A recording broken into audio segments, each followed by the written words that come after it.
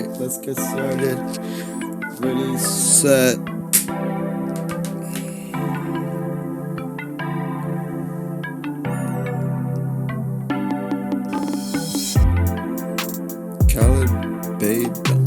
I guess. I don't know much about it, but that's pretty crazy.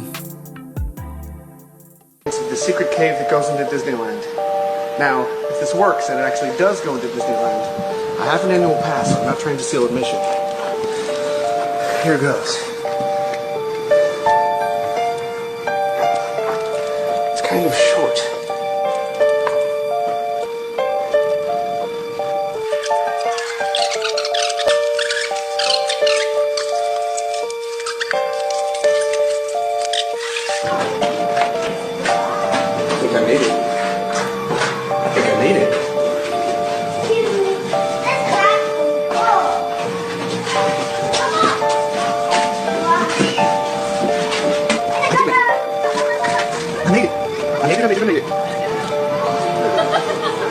I am in Disneyland.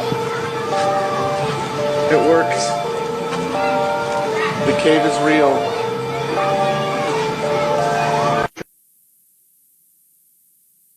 It's the secret cave that goes into Disneyland. Wow. Now, if this works and it actually does go into Disneyland. I don't know anything about this video.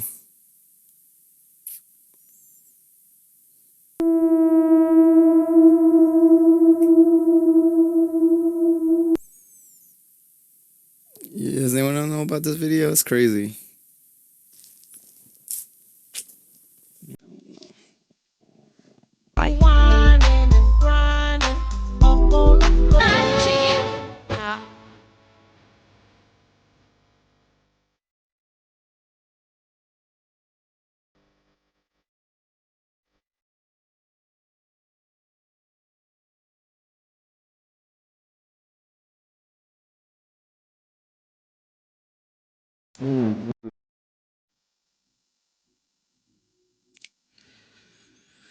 Oh man, I didn't know that about James Brown. That's such a depressing story.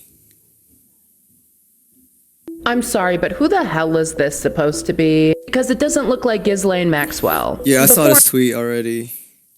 Anyone says she probably just gained a little weight in prison. Yeah, except your entire nose doesn't change. Neither does your eyelids. Also, notice where her ears are aligned with her eyes. And here they are lower. And the nose is just completely different. Just look at the difference in the chin itself. The photo on the right is pointier than the one on the left, which is more square. Yeah, definitely the same person. Yeah, they think we're stupid.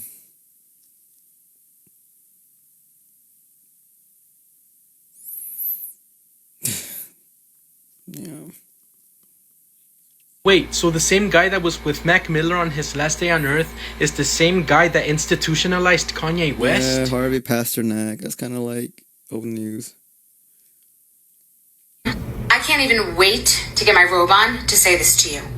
Let's say I say something wrong. Let's say I get a word wrong. I say underage instead of children. A lot of people think that Bethenny Frankel is crashing out because of the Epstein files, and because of this guy whose name is brought up in the Epstein files, whom Bethenny is very close with. So this is Miami-based businessman and philanthropist Michael Caponi, and his foundation is named the Global Empowerment Mission. Now, I'm sure that the Global Empowerment Mission has done some incredible things, but it should be noted that Be Strong, Bethenny Frankel's organization, in a way is tied directly to the Global Empowerment Mission because essentially it's like a company within a company. In fact, in 2017, the Global Empowerment Mission became the official partner of Be Strong, Bethenny Frankel's charity. So yeah, these two are very close. But the connection that is being exposed here is deeply disturbing if it's true. So here is the FBI tip sheet where Michael's name comes up. And it should be noted that he's Miami-based. Obviously, Epstein is West Palm Beach. Very close, very nearby. And also nearby is Trump's Mar-a-Lago. So you can see that this tipster submitted this tip July of 2019. This anonymous tipster submitted an online tip anonymously. Here's the text of the tip. This is about the Jeffrey Epstein case. There's a man on Miami Beach by the name of Michael Caponi who sent shuttle buses full of underage models to Mar-a-Lago casting parties during the time when Jeffrey Epstein and Donald Trump were partying together there in the 1990s. You need to interview this man because more than a few of the girls quit modeling immediately after attending one of those parties. So this is deeply disturbing stuff. Obviously, we already know about the parties that were taking place at Mar-a-Lago. I interviewed an Epstein/Trump survivor, Beatrice Kuehl, who was a model herself in the 1990s, and she described being invited by Jeffrey Epstein down to Mar-a-Lago to attend parties with other models. So we know, obviously Trump had a beauty pageant, so we know that Trump and Epstein, they were interested in models. But I'm curious to find out, did the FBI ever talk to Michael Caponi? Did they ever ask him any questions? Did they ever follow up on this tip or what? Because in my mind, anybody who has a tip like this submitted against them should be investigated, even if it's just a brief look over, even if it's just a brief phone call. These people should always be investigated, especially when they run global charity fundraising networks where they span across the planet. They have celebrity connections. They're very linked up in the Miami scene. And yeah, if there are more updates about this, I will keep you guys updated, but this shit. Bethenny Frankel. It's interesting to see who's like panicking, freaking out because they're implicated.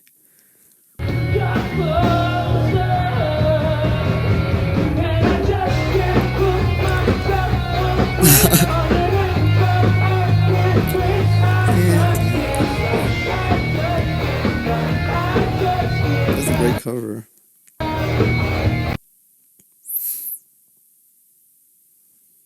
One of the country's most prominent physicians is in the Epstein files, and the emails look pretty damning.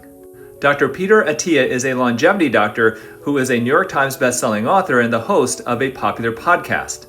Here's an alleged email from Dr. Peter Attia to Leslie Groff, who was one of Epstein's assistants, and it says, "No, thank you so much. See you next time. Hopefully JE in town when I'm back in 2 weeks. I go into JE withdrawal when I don't see him." And this email apparently between Dr. Attia and Jeffrey Epstein with the subject, "Got a fresh shipment. You the biggest problem with becoming friends with you? The life you lead is so outrageous and yet I can't tell a soul." To which Jeffrey E. replies, "'Fraid not." And there's another email with language that I don't want to share with you here today that is just not good. One person is reporting that there are 175 pages of documents with Dr. Attia in the Epstein files. Now, I don't know Dr. Attia, I've never met him, but I did not have this on my 2026 bingo card. Did you? Peter Attia.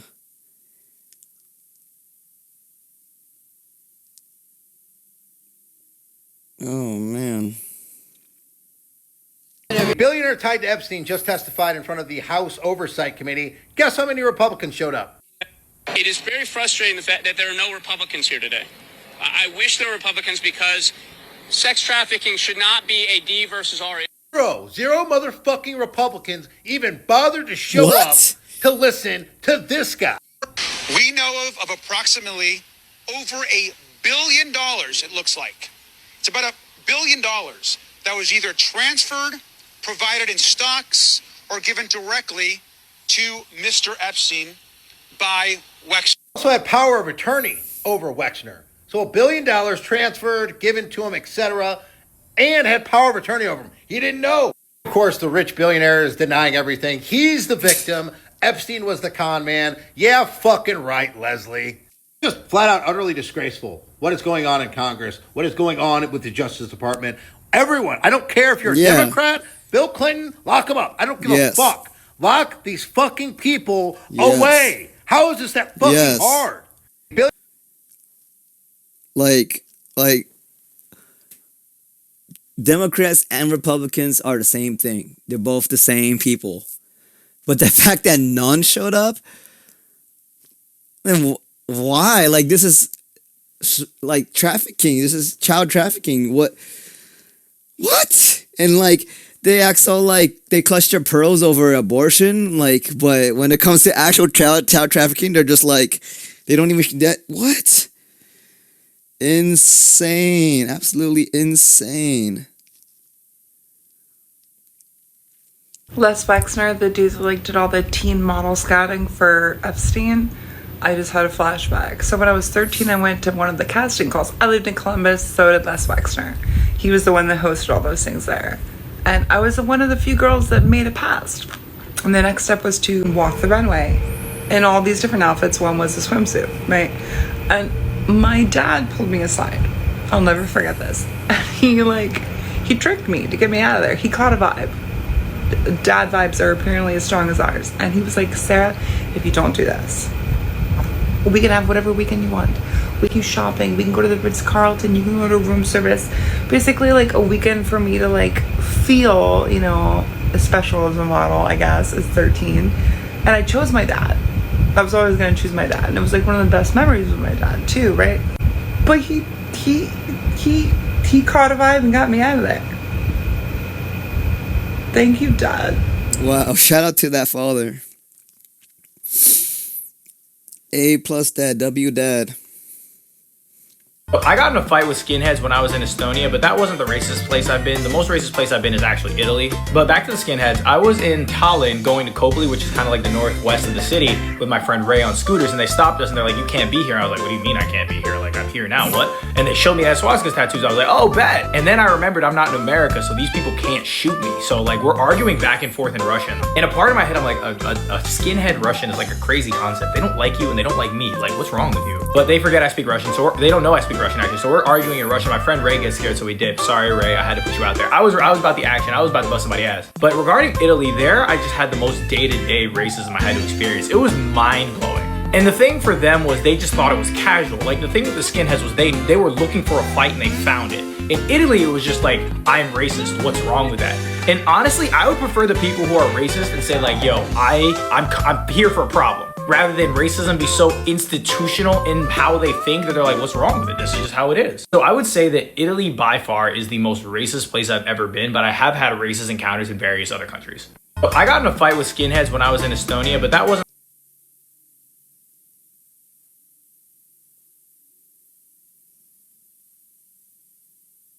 the racist place I've... Yeah, I worked with the Italians on a movie. They were extremely racist. As I got older, still focusing on young women, I had to pay attention to what young women were buying and make guesses about what they would do. All of the women I know would like to wear lingerie all of the time. The intriguing thing to me is that as I get older and older, staying in touch with what society, young women want, and whether it's listening to music, going to movies, just watching people. Oh my God. His face is like disgusting. I think what I've tried to do is make the world a better place. I think that's what's really important. Nobody remembers who sold the most togas in Rome. I mean, in terms of legacy, people remember the great villains more than they remember the great heroes. And so I think how you feel about yourself, what do you say about yourself when you put your head on the pillow? Are you really proud of what you're doing and the way you're doing it? I think it's a really a fundamental question. Telling on himself, oh my gosh. People remember the great villains. Yeah, we remember you for a villain for sure. Oh my gosh. Was Jeffrey not into Asians or didn't have any Asian friends? I got curious. Of course he did, and these are 5 that keep coming up. Woody Allen's daughter wife, SunYi, does not come off looking good. It's pretty clear she has something against other women. She calls Timothée Chalamet, a word you can't say on here, for donating his pay from a Woody Allen movie that he starred in to charity. Also, like, kind of victimized into this lifestyle. This was during Me Too. Apparently, she expected more loyalty from Timothy. She blames a 15-year-old for ending Anthony Weiner's political career. And she and Woody thanked Jeffrey for pulling some strings to get their daughter into Bard College. There's also RIta On, who was 21 and an artist living in New York, when her friend told her about a trip to Jeffrey's Island. This was about 20 years back. Apparently, he lured her there, promising to pay for her degree. And when she was finally cutting ties with him, he tried to get her back by commissioning some artwork. Virginia Giuffre wrote about her she cut ties. Her Virginia's Asian? Since what kind of Asian is... Hold up.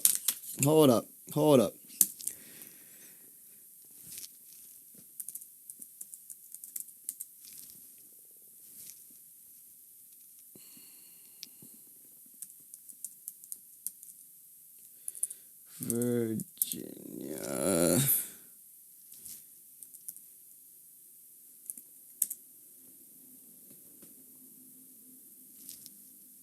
Wait, hold on.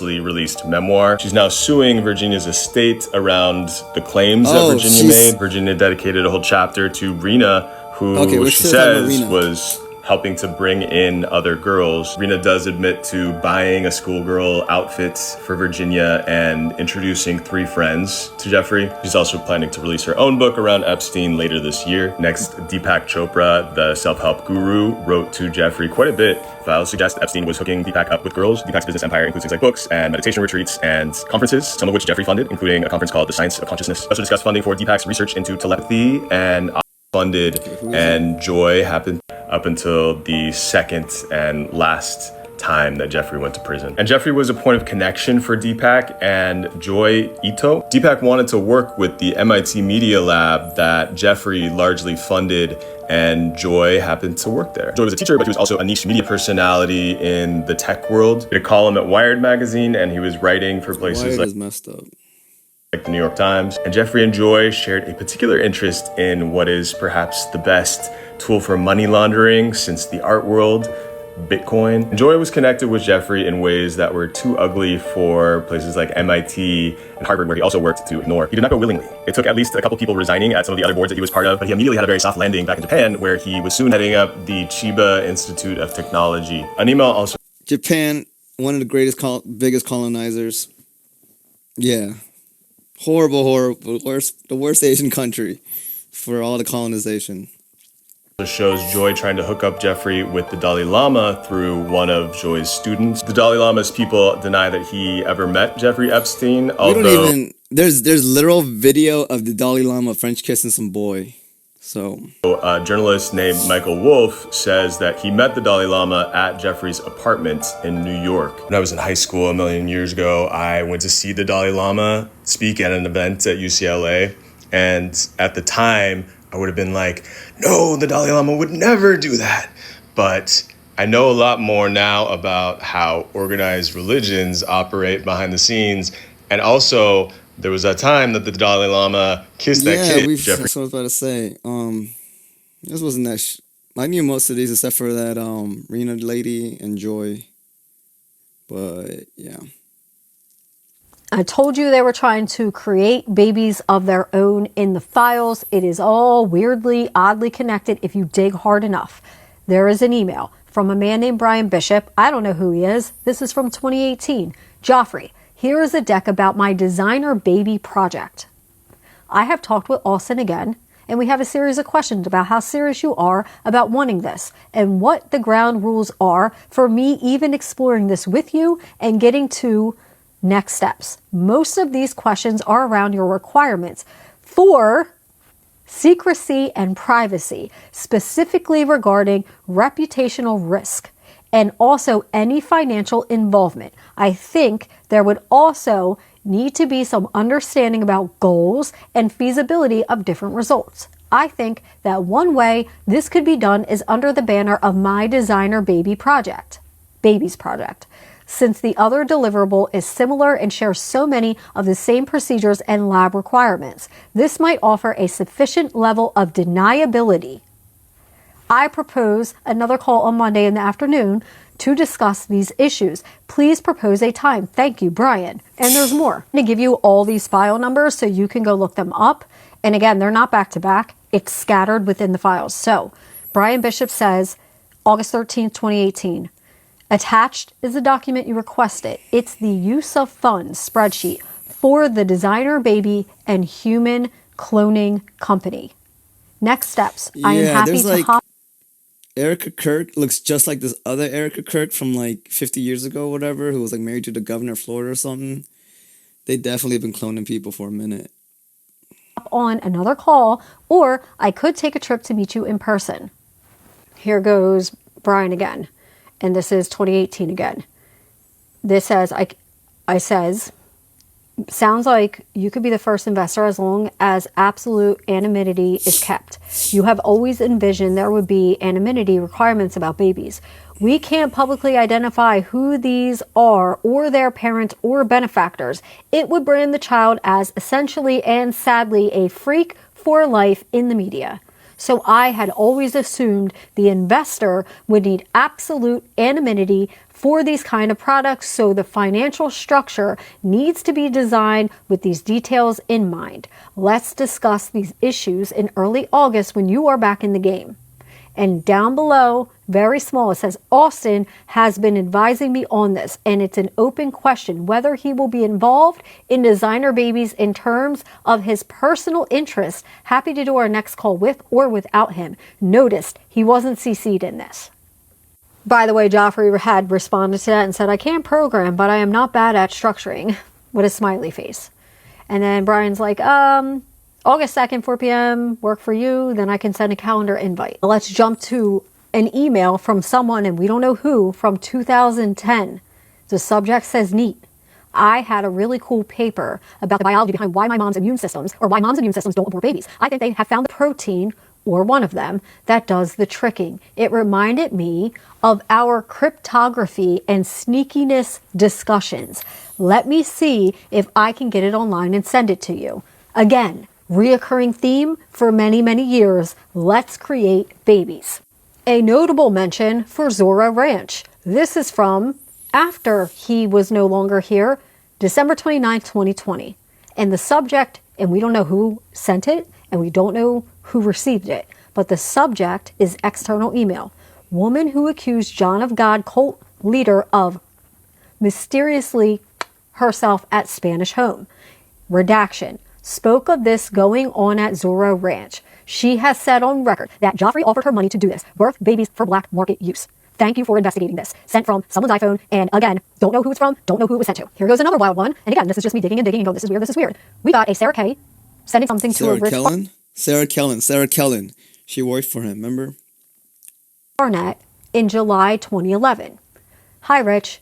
Joffrey is asking if you can FedEx a painting he made of the Massacre of the Innocents to the ranch. It's the large 9x9 canvas that we had rolled out for him to see in the entryway where they are killing babies. He wants to use it on the ranch and is hoping you could FedEx it to arrive by Wednesday. Why would anyone ever want a painting of the Massacre of the Innocents? He made this painting himself, he created it himself, and he wants it in the entryway at Zora Ranch. And it's a painting that Joffrey made, allegedly, of babies being slaughtered. Now this one is January 2019. It's from Joffrey. It's to someone named Kifa Laham. Ready? I asked for drafts. Do as not to have such an experience. I have no current children. The children rooms are silly as drawn. The babies to have the best view, with question marks and an exclamation point at the end. There was to be a his and her bedroom off the master with her sitting on the far side. In the block, the office is awful. The cinema has no projection area or double entrance. This plan was drawn by someone who has never been on the island. Maids need to walk through the room. Sad, sad, sad, shocking. I asked for drafts for rooms to be made. I have no current children, but this person drafted up the children's rooms, which obviously were asked for, right? But he thinks the drawings are silly, the way they were drawn. And why do the babies on the island have the best view of the island? Last one, here we go. This is from Brian, and this is November 2018, and the subject title, and this is to Joffrey, and it says, Chinese edited embryos are mosaic. I am sure you have seen the news. Short version of the core technical problem. There's high mosaicism because of their technique, meaning only a low percentage of cells in the body have any of the modifications. My team has been working on a new technique which does not involve stem cells in the testes. Instead, it's an embryo editing technique more similar to cloning, which does not require an injection to the biodad. The idea hit us like a bolt of lightning, so we are moving along in that direction.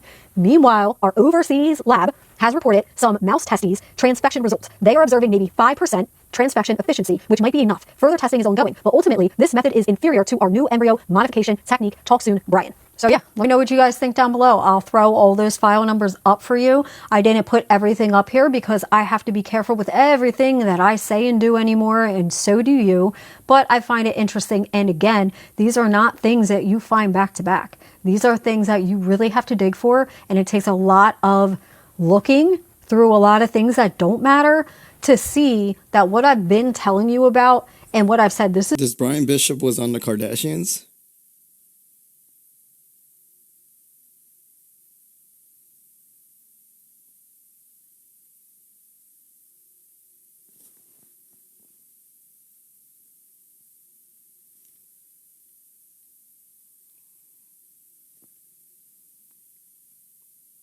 They need to raid Zora Ranch. Why? Why? We know why. Because they're all implicated. You pedophiles are disgusting. Still looking for a new job. So the Bohemian Grove is a campground in Northern California. It's a 2,700 acre plot of land. It's massive. It's closed off. They have gates and checkpoints. They have security. You know, there's plenty of presidents, as I mentioned. There's a picture here with Nixon and Reagan. They're sitting at the table on one of the campgrounds. Everyone's seen Alex Jones footage in the Bohemian Grove. He snuck in there during the 90s. He was really one of the first people that kind of put eyes on the place and exposed it. Alex Jones did that? Has lost its power under these friendly trees. So shall we proceed once again. He talked about having to dodge security the whole time he was there. He had to look out for Secret Service and then the Bohemian Club security that was based there. The Bushes also have a large tie to this place. I believe the past couple of generations of Bushes have been involved with the Bohemian Club. And of course the Bushes are also part of the Skull and Crossbones, so you know it's all tied in together. Bohemian Grove is Masonic, Skull and Crossbones are Masonic. It's all part of the Masonic umbrella. So they host this 2-week retreat annually every year during July. It's the last 2 weeks of July. They've been doing this since about 1872 when the club was founded. So they've been doing this for a very long time. So Spy Magazine in 1989, they posted an article and they actually talked about the Bohemian Grove and they named many members. And of course, a lot of them are government, Hollywood actors. So everyone in government and power, they're involved with this place. They talk about U.S. secretaries. They also kind of mention this place as an area to get financial support, which would make sense. You know, all the elites are there. But they talk about U.S. generals going there and trying to push for new military equipment to be purchased. So of course, this place is used for many different things. Of course, the rituals they do. They have certain campgrounds where they do, you know, prostitution acts. They have orgies, just like any other. That's Moloch. Elite club. There's a campground called the Los Angeles, which is of course a tie to the fallen angels. I actually looked up on Google Bohemian Grove CIA, and of course a CIA document came up talking about the Bohemian Grove, and I saw in here that they had a map of the campground where I saw that they had a campground called the Los Angeles. So yeah, like I mentioned, they would hire prostitutes and they had a dedicated area to the campground where they'd have prostitution going on, and they talked about orgies. Alex Jones talked about this stuff a little bit. But you know, the men in the club would go there while their wives were at home and their children were at home, you know, just a really top class of society, really. That's enough of my moral questioning. Let's get into the symbolism of the club. Let's look at the Bohemian Club logo. So here it is. It's the owl sitting there on a perch. So in a classic sigil fashion, you know, they have the emblem in the center with the words around it. It says, "Weaving spiders come not here."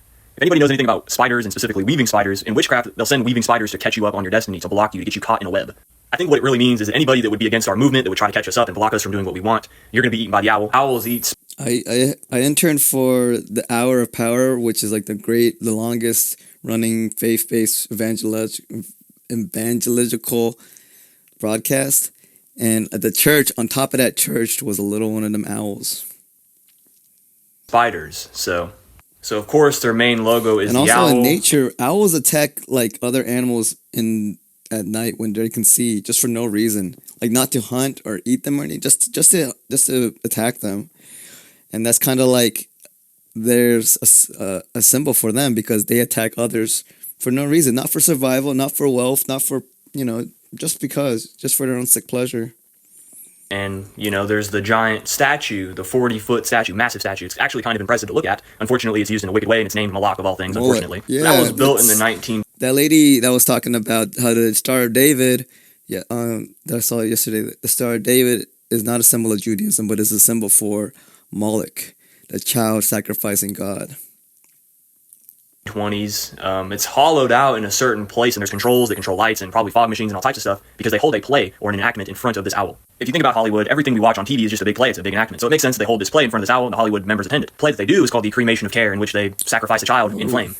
Now, modern day, they claim that this is just a dummy they use, but before they were exposed, I'm sure they were using real children, at least up until a certain point. So of course the owl is named Moloch. If you look in the Old Testament, Moloch is not described as an owl, he's always a bull. So Alex Jones said that they mix so how did it go from a bull and an owl? Pagan practices and religions into this one big ceremony, which would make sense why Moloch in this case is an owl instead of a bull. We'll get into that in a second. They mix in Babylonian, Druidic, Canaanite, Faustian stuff in the hour. They bring out a hearse that's horse-drawn with the effigy of a child. They call on the goddess to come, and they call on these other gods to come, so it's kind of an amalgamation, like the Bible says, of all these religions. They then put the child there on the effigy. You know, of course, the Masons are obsessed with owls. You see the owls very commonly in Masonry. If you look outside their lodges, on the top of the corners of the buildings, they'll have little owls perched. If you look at the US dollar, you can actually see a miniature owl. There's a friend of mine that's involved. I didn't know at first, but they're part of that. And then in their house, they have owls everywhere. And I stopped hanging out with them. Owl, if you look close enough, which is really interesting, of course, the US... People don't understand that Laguna Beach, California, and Newport is filled to the brim with occultist kids. You could be in class, you could be in middle school, elementary school, high school, you're chilling next to an occultist. Knowingly or unknowingly. I knew a kid whose mom grew up in San Clemente, and she married into she married a rich guy, but she grew up in like, she said she grew up like poor, but like, I think she just grew up like regular, but in San Clemente she felt poor. But I remember that family just being really, they were like wealthy because her mom married a rich dude, but then like they were like also just like kind of just like always angry and like depressed. I don't know, stressed out. If these kids are under some form of mind control, they might not even fully be aware of it, not until their 20s. These parents have split their mind, split their personalities before the age of 7. There are more Freemasons in LA and OC, California than anywhere else in What? I had no idea. the world. I want that to sink in. Anywhere else in the world. So you bet their kids are right here. What better place to blend? Money, beauty, the ocean, all the nice things, the nice neighborhoods, the nice school systems. And it varies.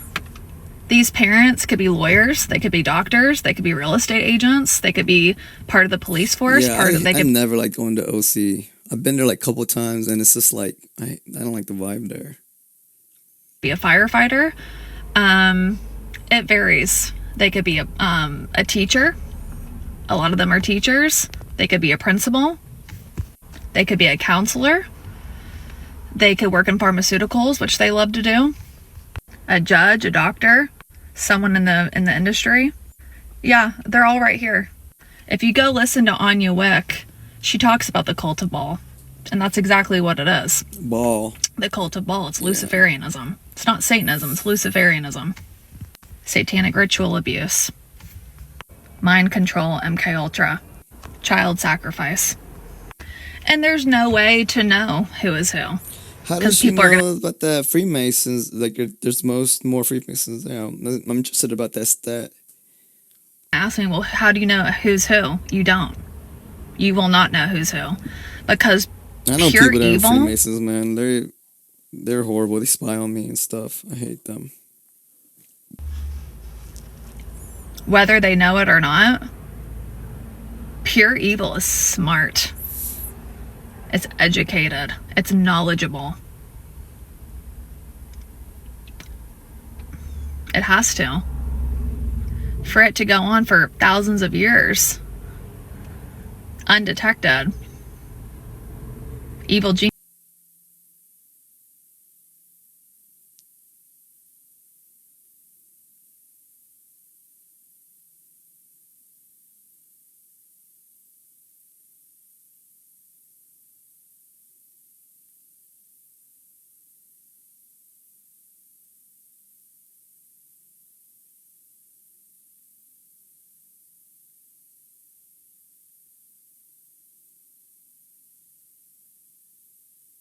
It's funny. I like Houston and I love LA.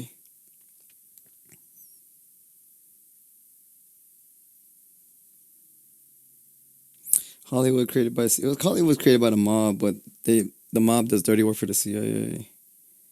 Hollywood is like the Hollywood of the witch, like the witches would dance around to chant and cast spells on people or something like that. I don't know. How did you know about the statistic that there are more Freemasons in LA?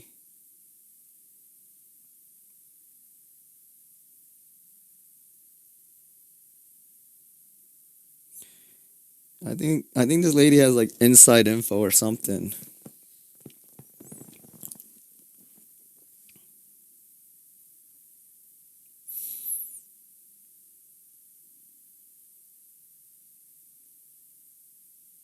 I wouldn't be surprised because she looks like she comes from money and stuff. She might be related to some of these people, which is why she knows. If you can't handle the files so far, you're not ready for Zorro Ranch. You're not ready for that transhumanist eugenics nightmare. but New Mexico is, and they've opened up an investigation, and they have subpoena power. Thank Watch you. how quickly this investigation gets shut the fuck no. down. If you can't handle the files, I hope it doesn't get shut down, man. We need to get in there. Come on. What's wrong with the world?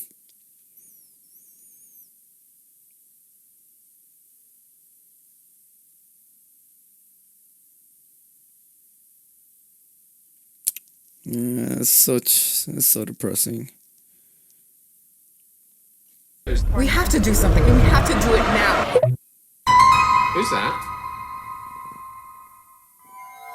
This is what neocolonialism looks like. The ceasefire, which is part of the peace agreement, is set to start tomorrow, February 18th, where the M23 and the Congolese army is set to stop fighting. Can you talk faster? Trump states that if anyone breaks the ceasefire, that there will be sanctions with it. Not because he cares, but he wants this peace agreement to fully go through to its ends, where he would set to benefit from minerals in several mines.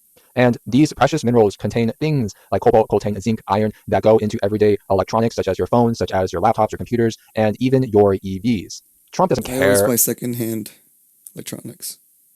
About Congolese women. He doesn't care about the Congolese children that have been affected by what has been going on. No, he is leveraging peace for material gain, for profit gain. That's all he cares about.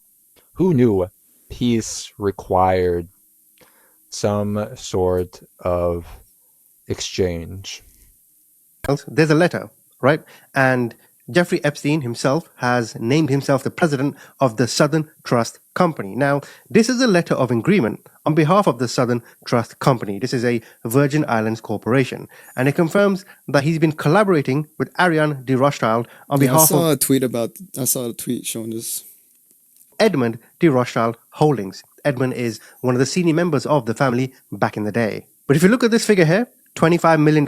So what this agreement was is that Ariana is going to hire Epstein as a consultant. In other words, what Epstein was, he was an access agent. He was given a whole bunch of money by Les Wexner, the founder of Victoria's Secret, and he was able to make contacts and get information on prominent people so then he can sell to other agencies. Yes, some of it is blackmail, but it's also to gain political favors. It seems Ariane Rothschild was behind a lot of it too. Who to target, who to leave alone, who to influence, to shape the current world we live in. And the one thing you'll notice about Epstein is that every single person who is named in these files or came in contact with them, none of them have ever criticized Israel. Coincidence? So now I have a communication chain directly between Epstein and Ariane de Rothschild. So, in December 2018, Epstein says, I thought you found it amusing that in a Harvard class on Hitler, they told the story that he was so poor he lived in a shelter for the homeless, that he had been financed by 3 wealthy families, the Gutmans, the Epsteins, and the Rothschilds. It turns out to be accurate. The reason why that's important is because they're Jewish families. To which Ariane replied, whether it's a way to say that generosity is not rewarded or that the conspiracy theory still exists is quite pathetic. So she rejects this notion, but not quite. Epstein responds by saying, first, it turns out to be 100% true. Hitler was selling his clothes and artwork and living in a shelter funded by Jews. Epstein, Rothschilds, and Gutmans, these are names of families back then. No conspiracy, the Epsteins were the Vienna bankers, bought their bank on the ring, hence still Palais Epstein. Where are you? I'm in bed with your cold. So wait, Hitler was funded by Jews? Huh? What does that mean? Now she replies and she goes, I know it's true, but regularly used to say that Rothschilds planned and supported Hitler in mass destruction gain of power. What she's trying to say is, they may have financed him in the beginning, but the moment Hitler turned and went crazy, that's when they didn't finance him, and they stopped. She then says, I'm in the Maldives, also with the cold since yesterday. I've been diving a lot, back in Europe on the 3rd.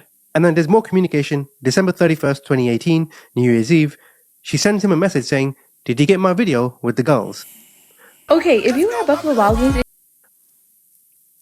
Whoa, that's a whole... I mean, there's so many things about the Nazis. And when they went to France, they raided all the Freemason temples and stole all that stuff.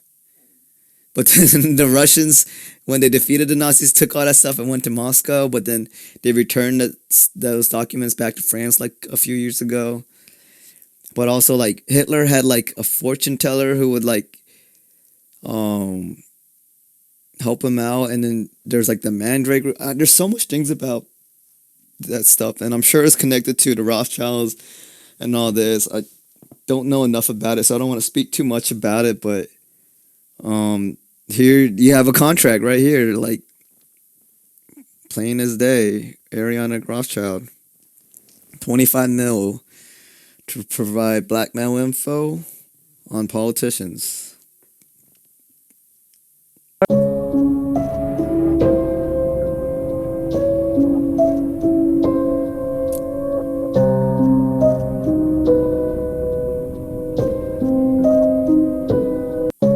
What's Deer Island?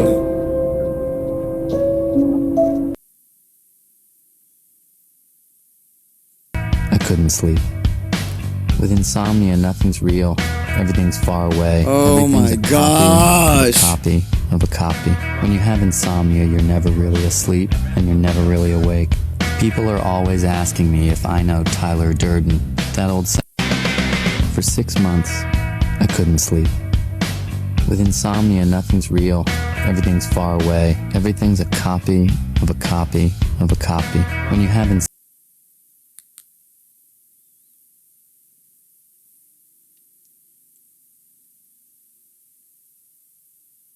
My phone is so slow.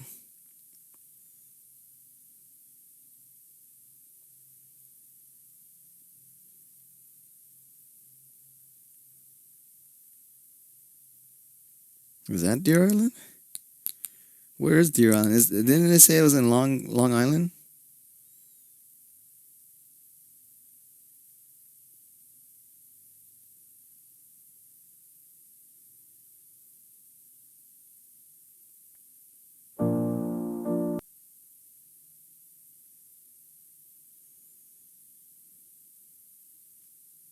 No, it's in New York.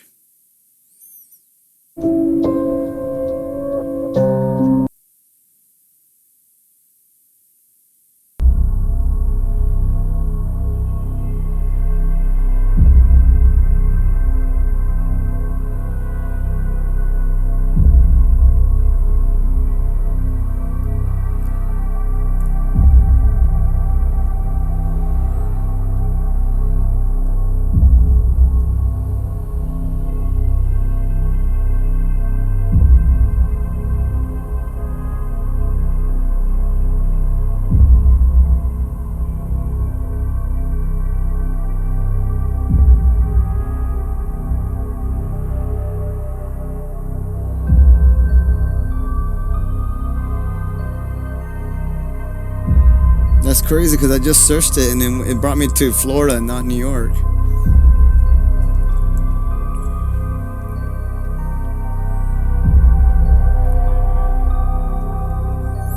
They were hunting people there, Skull and Bones, George Bush and them. This is what they're doing.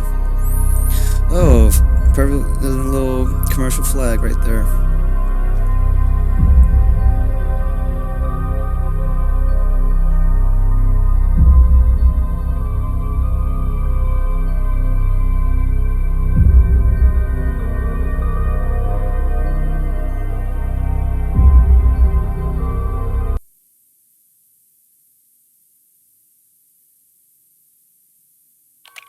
If you're new here, this tiny New York island is literally owned by one of the oldest elite societies on earth, and locals swear there's more going on than anyone admits.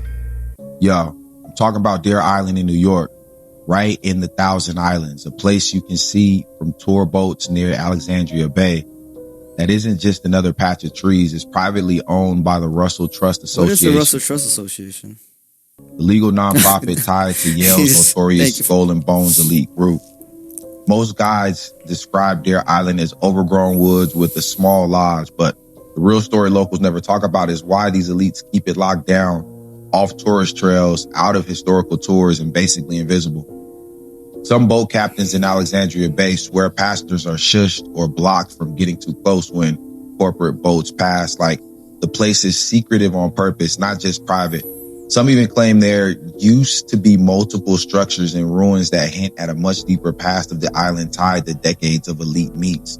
Then there's the fact that this isn't a random private owner. It's one of the most talked about secret society retreats in America.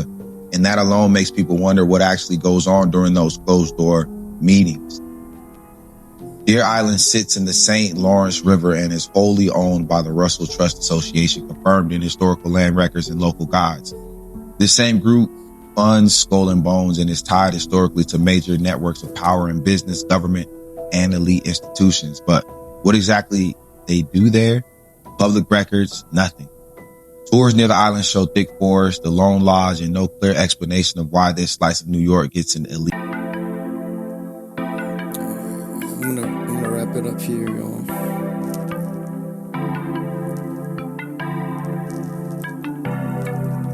Thanks for watching, everybody. I'll be back